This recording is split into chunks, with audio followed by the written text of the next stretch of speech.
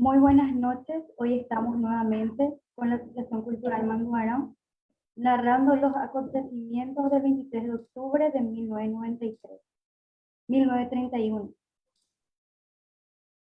a cargo del señor Enrique Costa.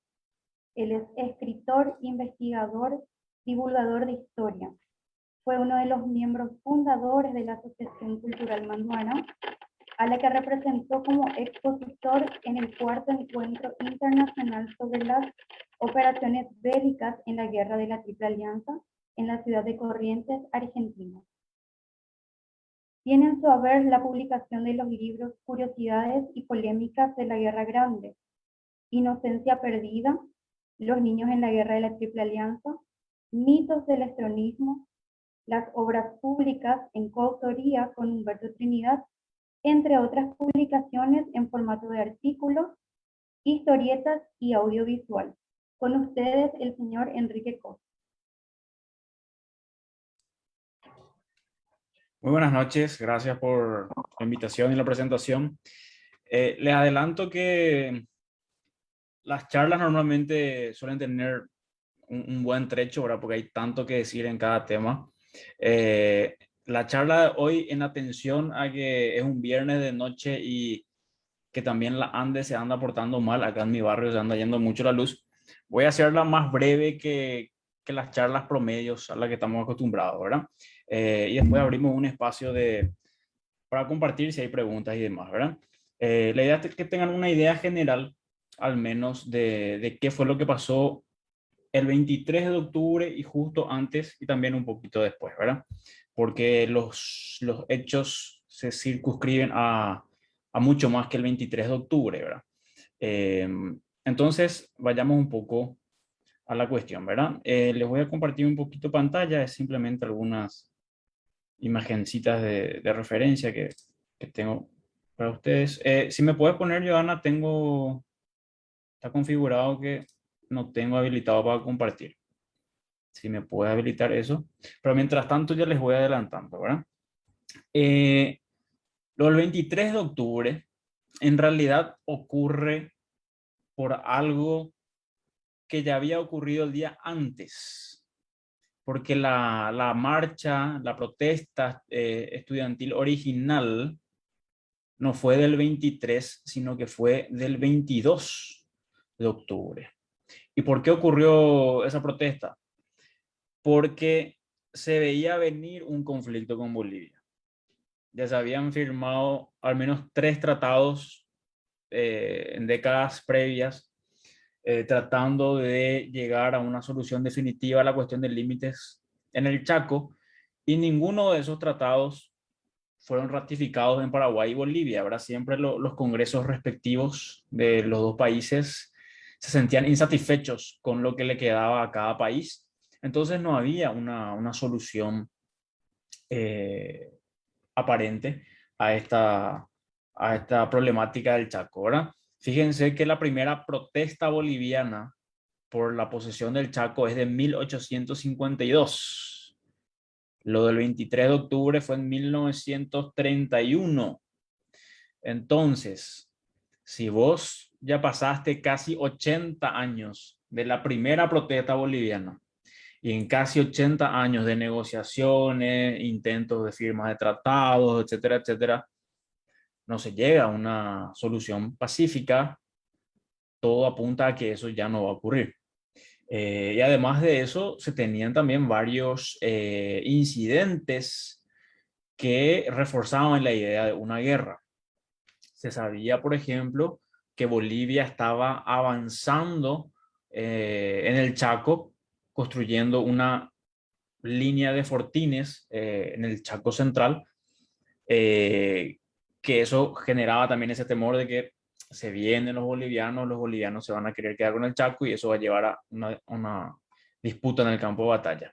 A su vez, Paraguay respondía haciendo su propia línea de fortines un poco más para acá, como para taponar el avance boliviano.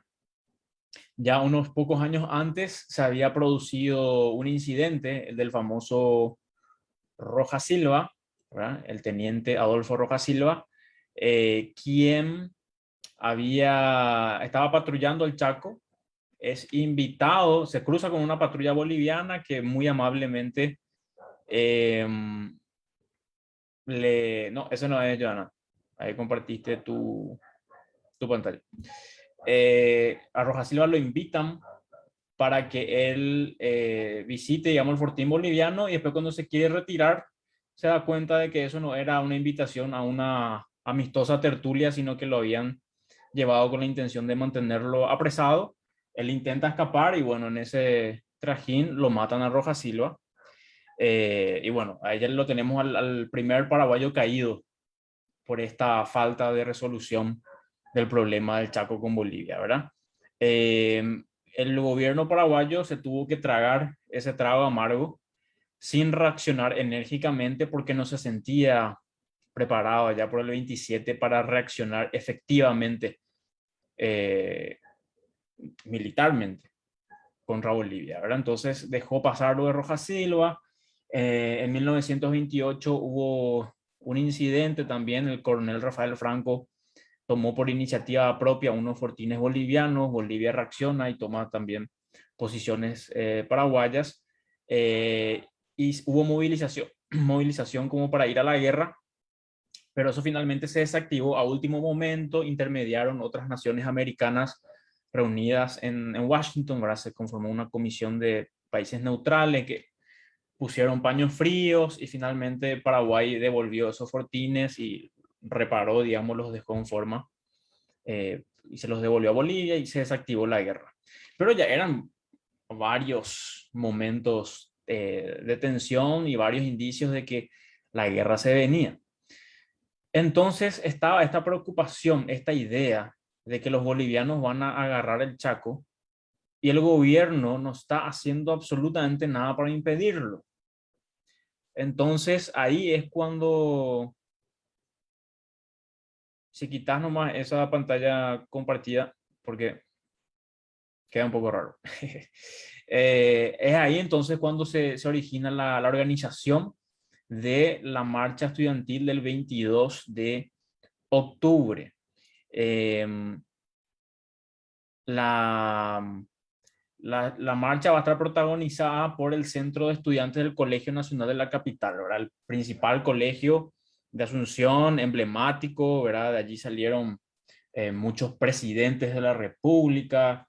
eh, Era por decirlo de alguna forma, la élite educativa y estudiantil también de la época, el Colegio Nacional de la Capital. Entonces, se embanderan ellos con la causa, hacen una marcha, manifestación el 22 de octubre y exigen hablar con el presidente José Patricio Bullari para,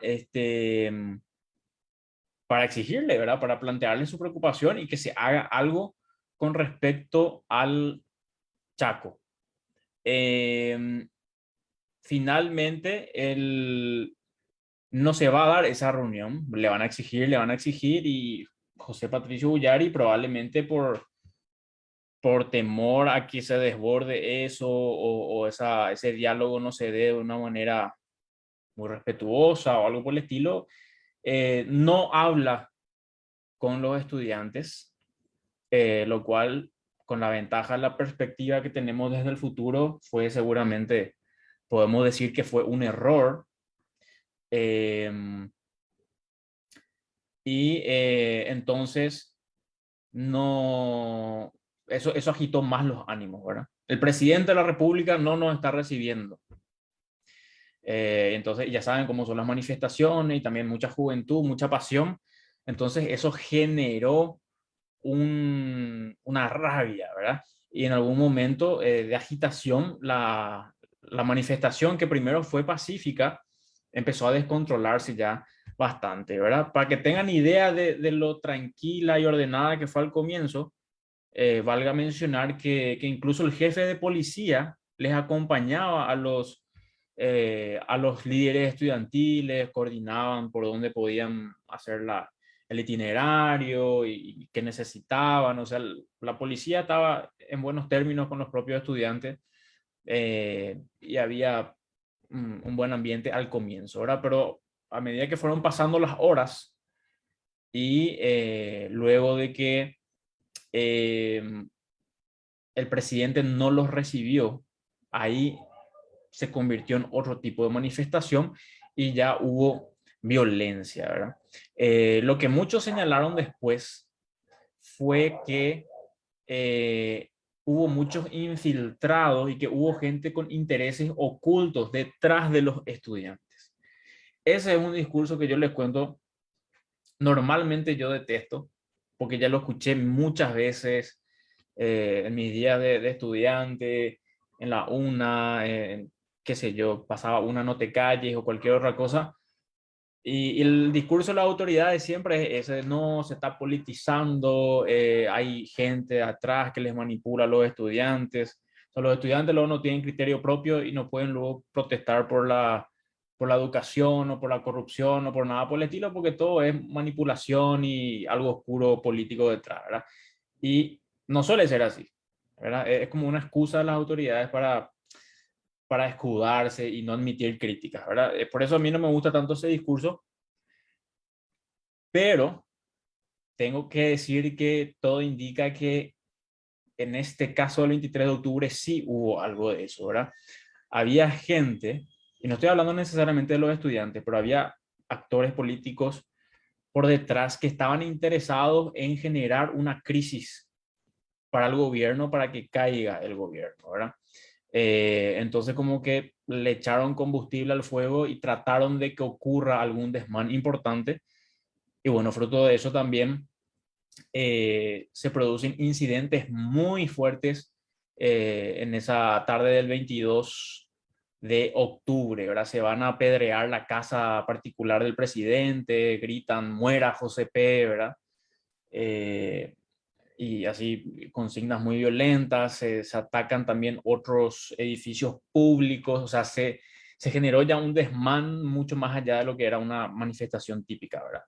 De hecho, ahí ya tengo para compartir, les voy a mostrar un poquitito. Enseguida les voy a mostrar algo. Eh, a ver, aguántenme. Creo que ahí se ve. Ahí se ve, ¿no? Bueno, ahí nada más como un título, la masacre del 23 de octubre, y les pongo este es un recorte diario del periódico El Orden. Esto es del día siguiente. Lo del 23 de octubre ocurrió un viernes, ¿verdad? Viernes como hoy, pero 23, hoy es 22. Entonces, al sábado siguiente sale este titular del Orden que dice: el gran duelo nacional. Anoche fueron velados en la Facultad de Derecho, que estaba ahí en el centro en ese entonces, sobre Palma. Fueron velados en la Facultad de Derecho las víctimas de la masacre de ayer. La población entera desfiló ante la capilla ardiente, cubriendo de flores los féretros. Esta mañana, o sea, la mañana del sábado 24, un numerosísimo cortejo acompañó los restos hasta el cementerio de la Recoleta. Y más abajo les voy a mostrar una tumba que está todavía en la Recoleta, que es la de Julio César Franco, que este es pariente de los Franco, que muchos conocerán de la vida política nacional, ¿verdad? Del Partido Liberal. Bueno, este es pariente de esos Franco, ahora Julio César Franco. Dice que en paz descanse, muerto en la trágica mañana del 23 de octubre de 1931, alevosamente asesinado por manos de los réprobos, vida arrancada a los suyos y a la patria, sus padres, hermanos y demás deudos, con el corazón lleno de dolor, dedican este recuerdo a la memoria del llorado Julio.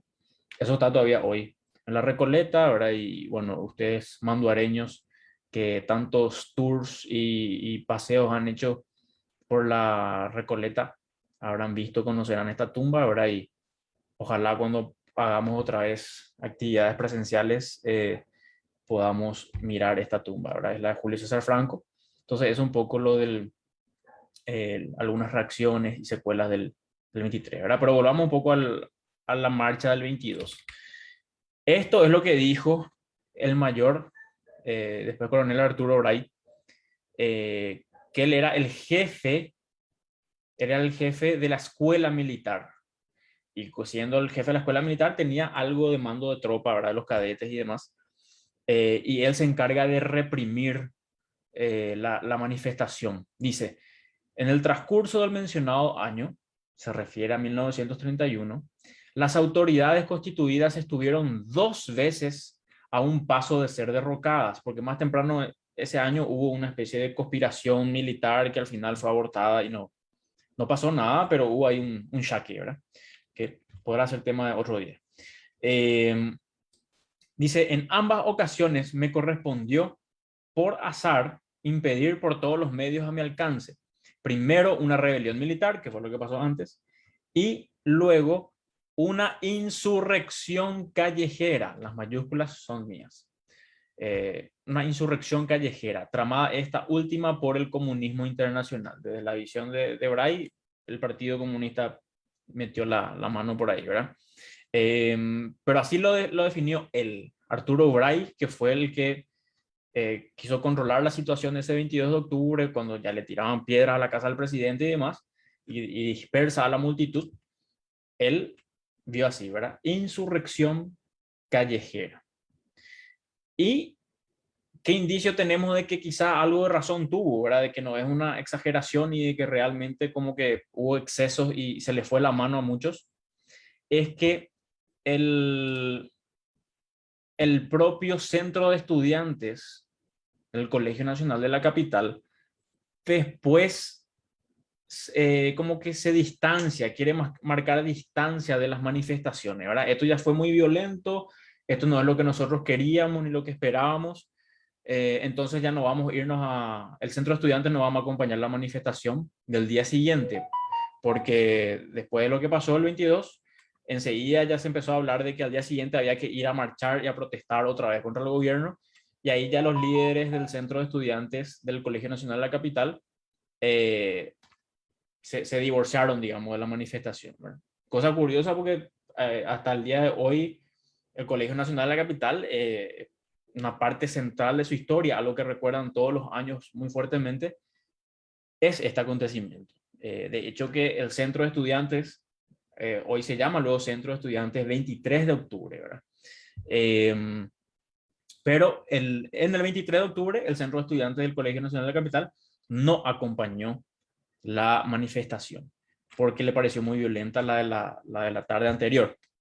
Ahora, que los estudiantes, o sea, que los líderes del centro de estudiantes de manera oficial no acompañen la manifestación, no quiere decir que todos los demás estudiantes no lo hagan, ¿verdad? Por iniciativa propia, más allá de lo que diga el centro de estudiantes, muchos estudiantes del colegio igual se fueron y también hubo estudiantes de la UNA, de la Facultad de Medicina, justamente ahí vimos recién la tumba de Julio César Franco, que era de la Facultad de Medicina, ¿verdad? Entonces volvió a haber una manifestación el 23 de octubre, ya desde el vamos con los ánimos muy caldeados, y fue ya no solamente por lo del Chaco, sino también ya una protesta por la represión que hubo el día anterior, ¿verdad? Eh, Antes de seguir avanzando, en los hechos ya del 23 propiamente dicho, les voy a mostrar otra vez una cosita. Vamos a analizar un poco la justificación, digamos, o la esencia del reclamo original, ¿verdad? La indefensión del Chaco, que es de lo que se hablaba, ¿verdad? El Chaco está siendo tomado por los bolivianos y no se está haciendo nada. Eh, Hay que decir que eso era un engaño o era partida de una premisa falsa. Seguramente muchos de los estudiantes se fueron realmente creyendo eso y con mucha nobleza, con mucho idealismo y creyendo que realmente había que reclamar al gobierno que se prepare para el Chaco. Pero lo que muestran los datos históricos es que en realidad no existía la tal indefensión del Chaco, ¿verdad? Para tener un ejemplo nada más, acá pueden ver este buque que vemos acá es el Humaitá, ¿verdad? Paraguay adquirió las cañoneras Humaitá y Paraguay de Italia, que ahora ya están algo viejitas las embarcaciones, ¿verdad? Pero en su momento eran tecnología de punta, eran muy buenas embarcaciones para la defensa fluvial para esa época, y de hecho hicieron un gran servicio durante la Guerra del Chaco. Y estos barcos, el que están ahí, y el que está ahí, el Humaitá y su buque hermano, que es el Paraguay, llegaron a la bahía en mayo de 1931, o sea, unos meses nomás, 5 meses antes de la manifestación. Y esto se vio en la bahía, o sea, hubo una celebración pública, la gente se fue a recibir a las cañoneras, a aplaudir y demás, o sea, hubo toda una fiesta porque llegaron las cañoneras, y esto se vio. O sea, una muestra de que el gobierno no es que estaba desinteresado, sino que dentro de sus posibilidades se estaba preparando, ¿verdad? Llegaron las cañoneras poquito antes, ¿verdad? De esta manifestación que decía que no se estaba haciendo nada. Y por otro lado, también se iban haciendo muchas otras adquisiciones, muchas de ellas de manera discreta, para que Bolivia no sepa tampoco todo lo que estaba haciendo el Paraguay, pero se habían conseguido morteros, que Bolivia al comienzo de la guerra no tuvo morteros, lo cual fue una desventaja para ellos. Por ejemplo, en Boquerón recibían fuego de mortero los bolivianos desde el Fortín, y ellos no tenían mortero. Se compraron cañones, se compraron algunos aviones, se compraron miles y miles y miles de fusiles, y otros pertrechos más, ¿verdad? Se montó también el arsenal de guerra allá en Barrio Sajonia, ¿verdad? Al final de la avenida Carlos Antonio López, que se llegó a convertir en una industria muy poderosa que producía granadas, proyectiles, refaccionaba camiones, todo eso ya apuntando a lo que iba a ser la defensa del Chaco. Y para que tengan una idea de la dimensión de los preparativos para la guerra del Chaco, que no eran poca cosa, tienen ahí este dato. Eh, José Patricio Bullari y Eligio Ayala, ahora los últimos dos gobiernos antes de la guerra del Chaco, en promedio gastaron el 60% de su presupuesto en preparativos de defensa. 60%. Si mal no recuerdo, Francia en los años previos a la Segunda Guerra Mundial gastaba como el 15% de su presupuesto o algo así en defensa. Pero Paraguay gastaba el 60%, más de la mitad de todos sus recursos públicos se iban solamente en la defensa nacional. Fíjense que hoy el presupuesto de defensa creo que está ahí por el 2% o algo así, ¿verdad? Que por supuesto estamos en tiempo de paz y no hay hipótesis importantes de guerra, así que bueno, está por el 2%. Acá sí había hipótesis de guerra y el 60%. O sea, no se puede decir que no se le prestaba atención porque la mayoría de los recursos se iban a comprar cosas como la que están en la foto y muchas más, ¿verdad? Entonces, se partía de una hipótesis errada para hacerle este reclamo al gobierno, ¿verdad? Y si bien, como dije, hubo muchos que se habrán ido por idealismo pensando que realmente había que protestar y pedir más, hubo también gente, ahí entran algunos políticos, que actuaron de mala fe, porque a varios líderes de los demás partidos y de la oposición, el gobierno les llegó a invitar a una reunión privada para mostrarles las cosas que se estaban haciendo para la defensa nacional. O sea, ellos sabían que se estaban haciendo preparativos importantes, pero aún así actuaron de mala fe y siguieron instigando, incitando esta idea de que este gobierno antipatriota que no nos prepara iba a entregar el Chaco, ¿verdad? Eh, entonces, esa es un poco la situación detrás de la protesta del 22. Y después a esto se le suma una protesta más por la violencia que hubo, una represión eh, en esa manifestación, ¿verdad? Entonces ahí llegamos al 23. Y el 23 de octubre había un problema en el Palacio de López. Y es que el palacio no estaba preparado para situaciones como la que se dieron después.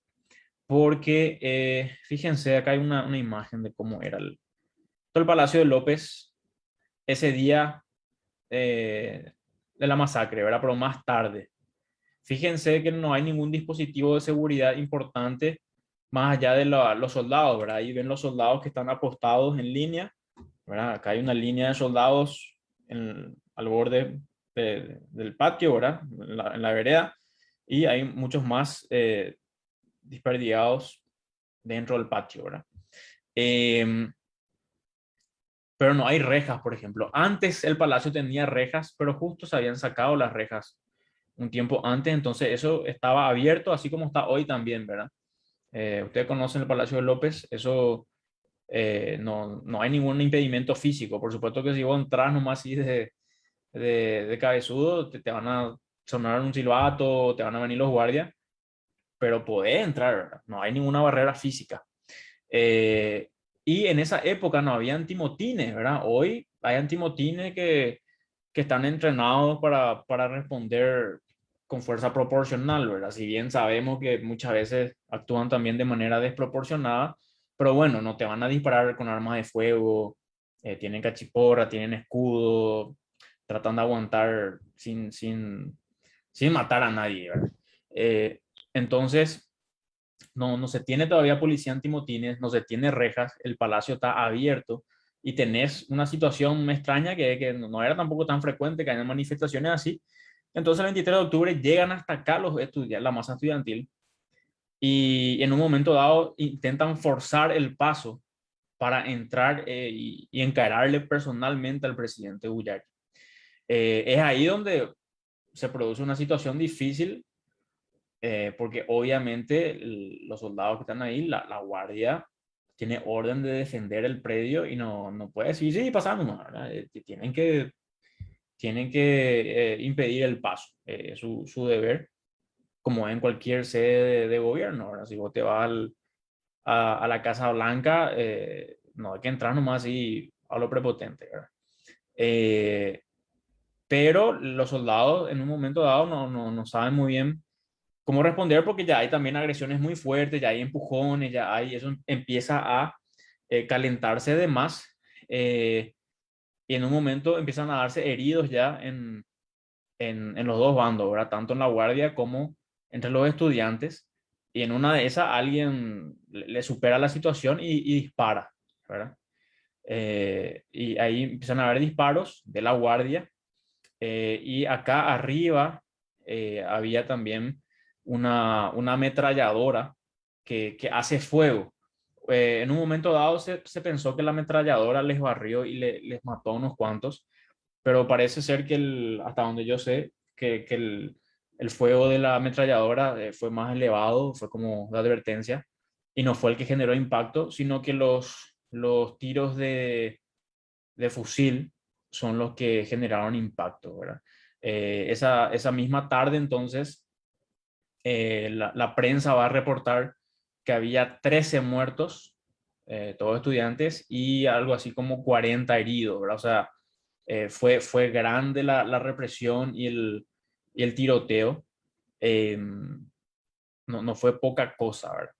Eh, el presidente José P. Bullari, que estaba adentro, se alarma cuando se da cuenta de lo que está pasando y menciona un poco la gravedad del hecho. O sea, imagínate tener un montón de estudiantes muertos en el patio de tu oficina, ¿verdad? Es realmente un escándalo tremendo y una situación muy grave, ¿verdad? Entonces él sale corriendo a gritarle a la guardia que cese el fuego, ¿verdad? Cesa el fuego, pero ya era tarde, ya se produjeron las víctimas fatales, ¿verdad? Y bueno, entonces ese mismo día ya todo el escándalo, eso, lo que les mencionaba yo antes en el diario, que se hace el velorio ahí en la Facultad de Derecho, la ciudadanía se va a ver a los muertos, hace al día siguiente una procesión a la Recoleta para llevar a los fallecidos, todos jóvenes, y eso genera un golpe político muy duro para el gobierno, ¿verdad? Y por supuesto, ¿a qué gobierno no le va a golpear tener un tendal de muertos frente al Palacio de Gobierno, ¿verdad? O en cualquier lugar, de hecho, pero más todavía si es frente al Palacio de Gobierno, justamente después de esta experiencia de que se quiere tener más cuidado con las manifestaciones en el lugar y es por eso que también hoy la policía no te deja entrar ahí en una manifestación, ¿verdad? Hay un dispositivo de seguridad de policía ya a cierta distancia y las manifestaciones nunca llegan hasta el Palacio de Gobierno, ¿verdad? Cosa que a mi criterio es una medida sabia, ¿verdad? Sabiendo lo que ya pasó alguna vez. Eh, pero bueno, entonces eso lo golpea muy fuerte al gobierno de José P. Bullari. Y escucho ahí un micrófono de fondo, si pueden silenciar, por favor.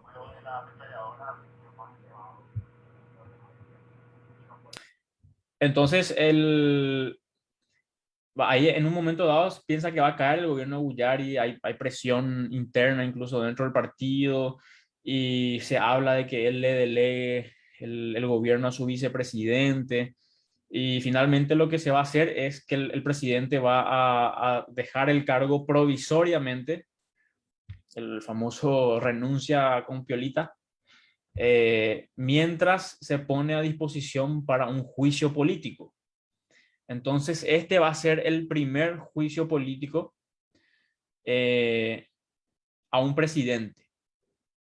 presidente de la República en Paraguay, ¿verdad? Eh, pero va a salir victorioso de ahí José Patricio Guyari por dos cuestiones fundamentales.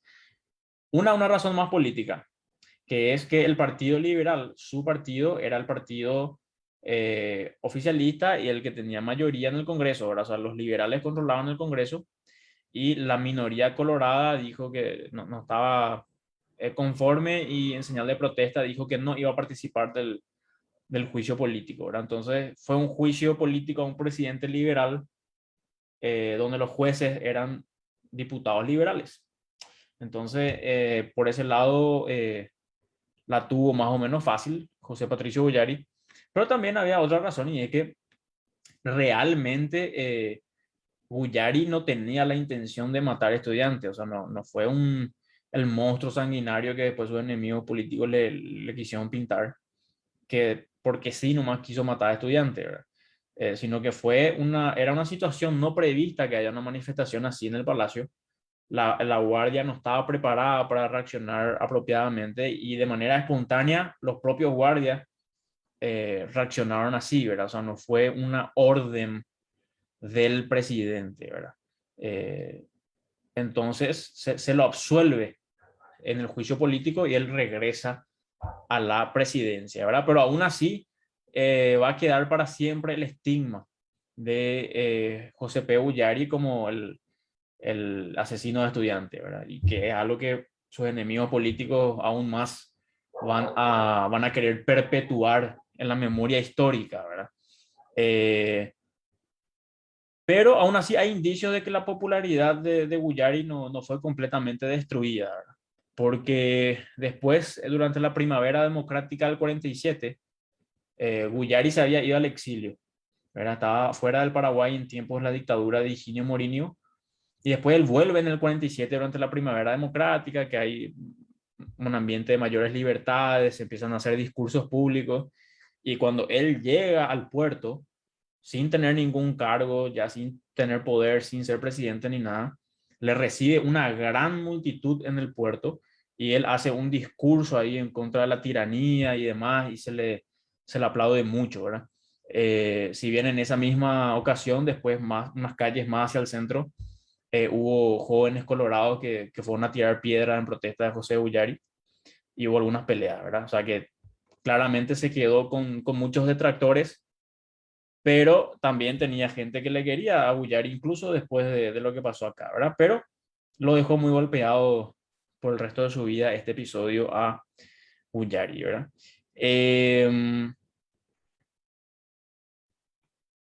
Entonces, básicamente esto es lo que ocurre, ¿verdad? El, les voy a leer también, acá dejo de compartirles esto y les voy a leer brevemente y después sí ya voy a habilitamos para preguntas o comentarios si es que hay. Eh, yo les voy a pasar a, a los miembros de la asociación para que ustedes compartan con los demás miembros o para el público en general.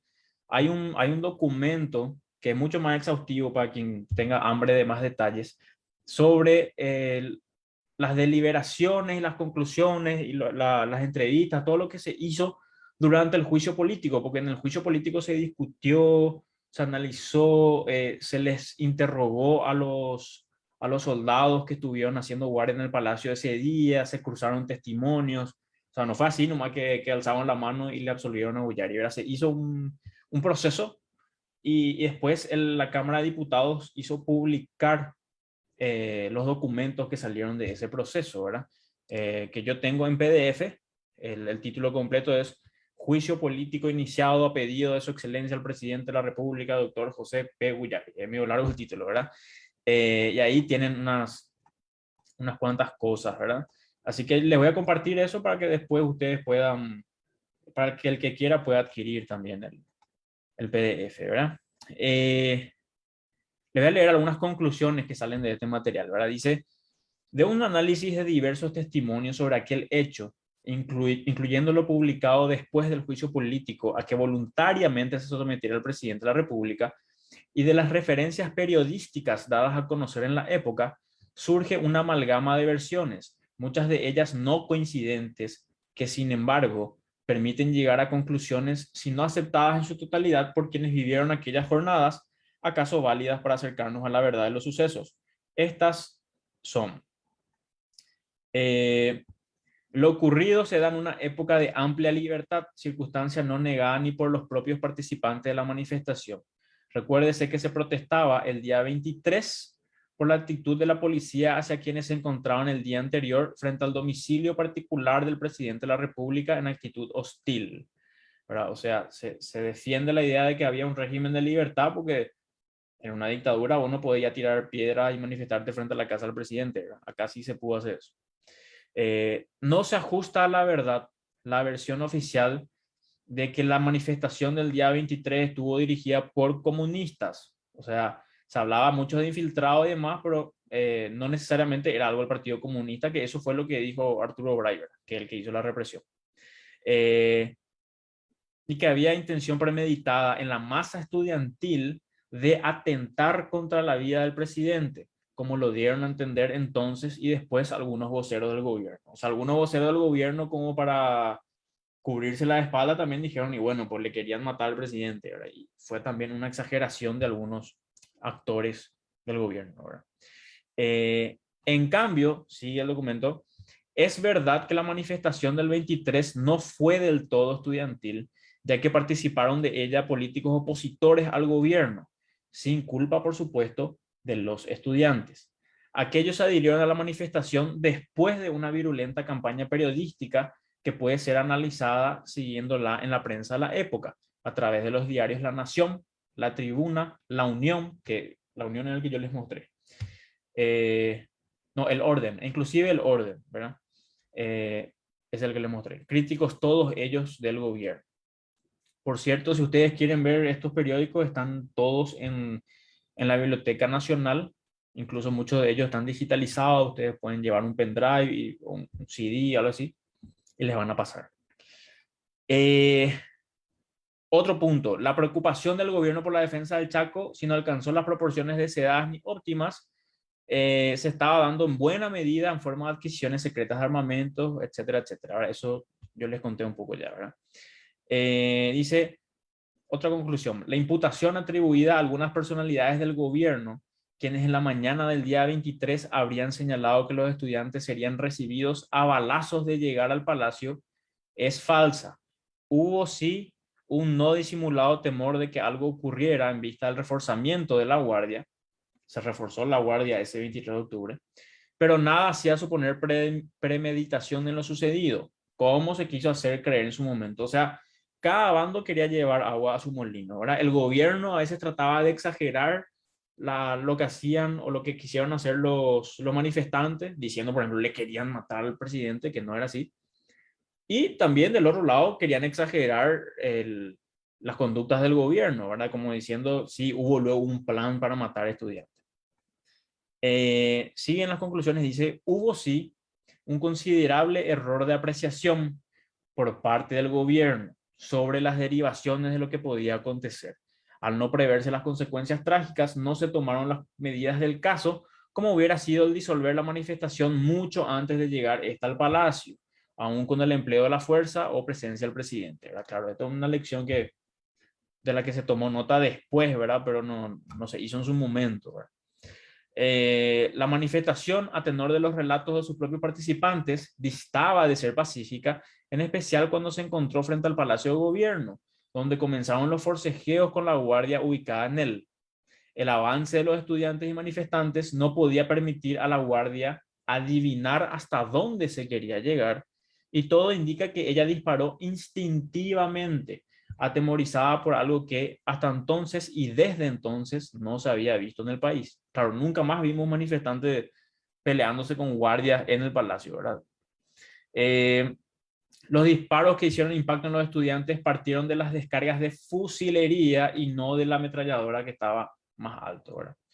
Eh, el presidente José P. Bullari, contra lo que se dijo entonces y se viene repitiendo aún hoy, aunque ya no con tanta frecuencia, en ningún momento dio la orden de fuego.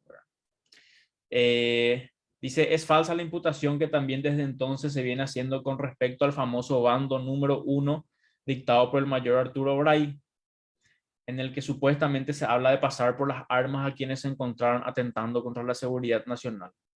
Se le calumnió también después a Arturo Bray, ¿verdad? A él varios le marcaron a Bray porque él fue el que hizo la represión el 22, ¿verdad?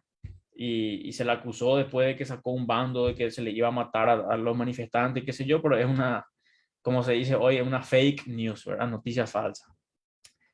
Y después, ya terminando, dice, es evidente que el juicio político seguido al doctor Bullari tras los sucesos no fue imparcial, y mucho contribuyó a ello el hecho de que el Partido Colorado se hubiese retirado del Parlamento, lo que yo ya les había mencionado.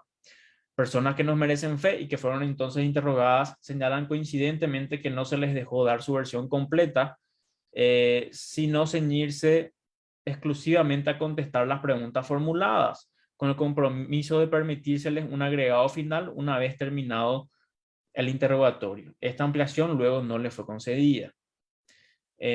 Para concluir, digamos que desde todo punto de vista resultó beneficioso para el país que la calma haya sido restablecida después de los trágicos sucesos. Faltaban apenas 8 meses para iniciarse las hostilidades con Bolivia. El abandono a consecuencia de la anarquía hubiera sido fatal para nuestra suerte. Tuvo por ello en la emergencia señalado papel el mayor Arturo Bray al restablecer el orden y la disciplina en Paraguay. Bueno, con eso cierro esas conclusiones. Ahora, este es el documento que les dije, ¿verdad? Que sale del juicio político, pero estas conclusiones que les leí recién son un agregado de Alfredo Seifergel, ¿verdad? Un gran historiador, lamentablemente ya fallecido, que en su momento también habló con algunos sobrevivientes de esa época, ¿verdad? Entonces yo le voy a pasar eso para que después el que quiera pueda darse el gusto y leer con más detalle y tranquilidad. Bueno, como les dije, viernes de noche no quiero extenderme demasiado ahora, así que yo dejo hasta acá. Y si tienen preguntas sobre todo lo conversado o quieren agregar algo, pues les escucho. Buenas noches. Sí, Quique, hay varios mensajes justamente acotando la buena información, siendo un temazo, justamente dijo una para incentivar en los jóvenes a saber nuestra historia. Uní más o menos varios comentarios de uno solo.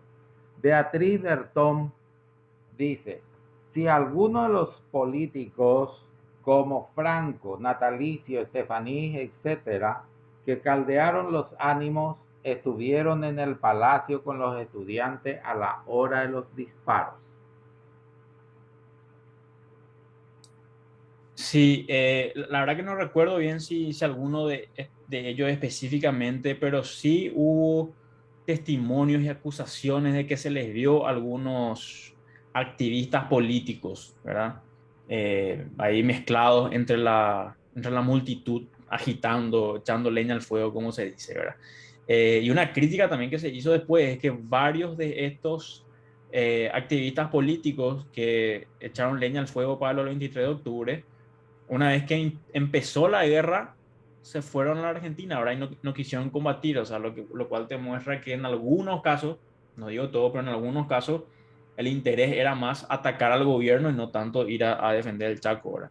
O sea, claramente hubo intenciones políticas un poco más cuestionables de parte de algunos personajes, pero como bien decía Alfredo Seifergel, eso no se le puede atribuir a los estudiantes, ¿verdad? O sea, los estudiantes se fueron por iniciativa propia, con mucho idealismo seguramente, pero hubo quienes quisieron direccionar también eso.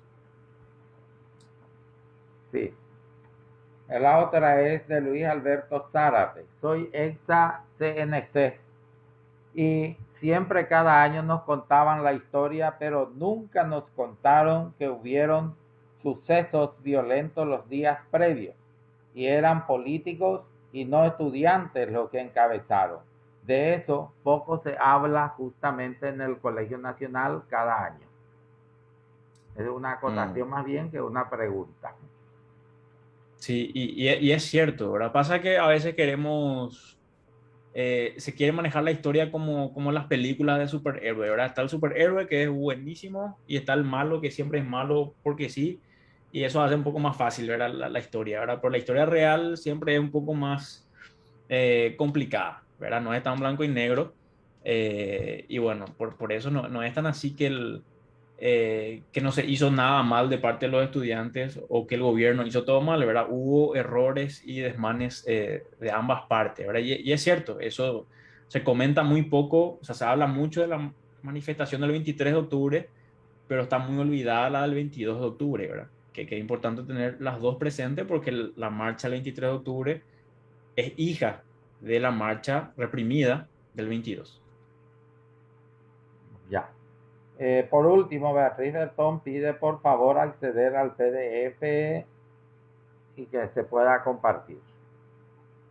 Es todo lo que tenemos, Quique, justamente. Yo te quiero agradecer en nombre de la Asociación Cultural Manduaná tu buena predisposición como siempre y tu magnífica charla que estuvo hoy, y agradecer también a los socios y simpatizantes de Manduaná que estuvieron siguiéndonos a través de Facebook, Clivet y Instagram. Entonces, muchísimas gracias por todo. Dale, muchísimo gusto, como siempre, compañeros mandoreños. Y bueno, Blas, yo te paso a vos entonces el PDF por correo y ya verán cómo socializar después, ¿verdad? Sí. Desde ya, mucho gusto, muchas gracias por la invitación y bueno, que tengan buen fin de semana. Gracias igualmente y hasta la próxima, que probablemente sea en el Parque Caballero. Ya oportunamente estaremos dando la noticia. Muchas gracias a todos. Buenas noches.